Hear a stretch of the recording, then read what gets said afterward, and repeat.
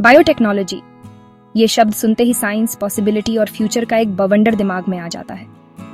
पर इसमें एग्जैक्टली क्या क्या आता है?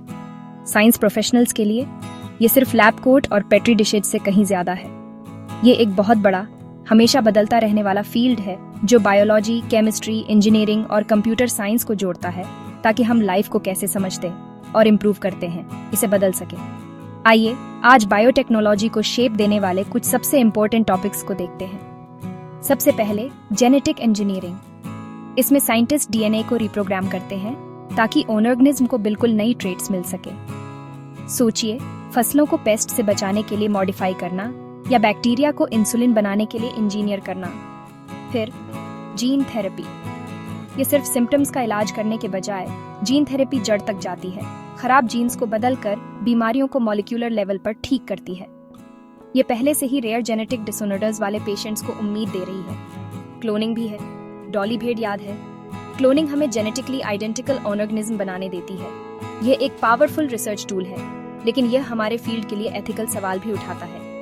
वैक्सीन डेवलपमेंट एक और हॉट टॉपिक है। कोविड-19 महामारी ने सेफ, इफेक्टिव वैक्सीन को जल्दी डेवलप करने में बायोटेक्नोलॉजी की भूमिका को सामने लाया। ये एरिया तेजी से आगे बढ़ रहा है।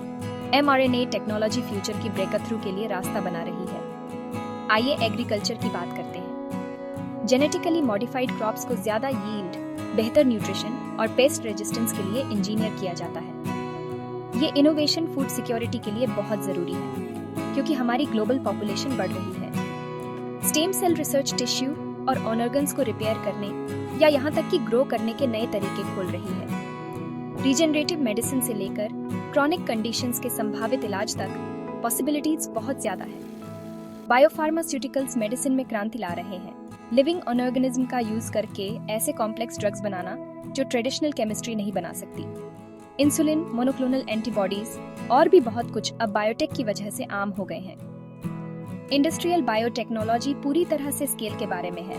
बायोरेक्टर्स और फर्मेंटेशन टेक्नोलॉजी का यूज करके एंटीबायोटिक्स से लेकर बायोफ्यूल्स तक सब कुछ बनाना। यह एफिशिएंट, सस्टेनेबल है और मैन्युफैक्चरिंग के फ्यूचर के लिए सेंट्रल है। CRISPR technology gene editing tool है, जिससे पहले जो एक्सपेरिमेंट नामुमकिन थे वे अब रूटीन हो गए हैं। एनवायरमेंटल बायोटेक्नोलॉजी पॉल्यूशन और सस्टेनेबिलिटी प्रॉब्लम को सॉल्व करने पर फोकस करती है। बायो रेमेडिएशन, टॉक्सिक वेस्ट और ओनियल स्पिल को साफ करने के लिए माइक्रोब्स का यूज करती है। बायो इन्फॉर्मेटिक्स बायोलॉजी को कंप्यूटर साइंस के साथ जोड़ता है, जो जीनोम सीक्वेंसिंग से जनरेट होने वाले बड़े डेटा सेट को हैंडल करता है। यह मॉडर्न जीनोमिक रिसर्च और पर्सनलाइज्ड मेडिसिन की रीढ़ है। फोरेंसिक बायोटेक्नोलॉजी क्राइम सॉल्विंग में डीएनए एनालिसिस को अप्लाई करती है, जिससे जस्टिस सिस्टम में क्रांति आती है।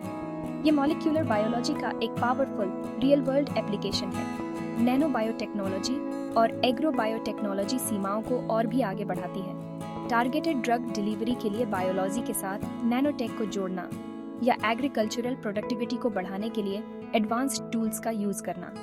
फाइनली बायोप्लास्टिक और बायोफ्यूल, ये सस्टेनेबल अल्टरनेटिव एनर्जी और मटेरियल के लिए हमारे अप्रोच को नया आकार दे रहे हैं, जिससे फॉसिल फ्यूल और ट्रेडिशनल प्लास्टिक पर हमारी निर्भरता कम हो रही है। तो चाहे आप कोई रिसर्च प्रोजेक्ट, एनिमेशन स्क्रिप्ट या नई इंस्पिरेशन की तलाश में हो, ये टॉपिक्स बायोटेक की फ्रंटियर पर हैं। अगर आप इनमें से किसी एक में डीप डाइव चाहते हैं तो मुझे बताएं। मैं पॉसिबिलिटीज को एक्सप्लोर करने में आपकी हेल्प करने के लिए यहाँ हूँ।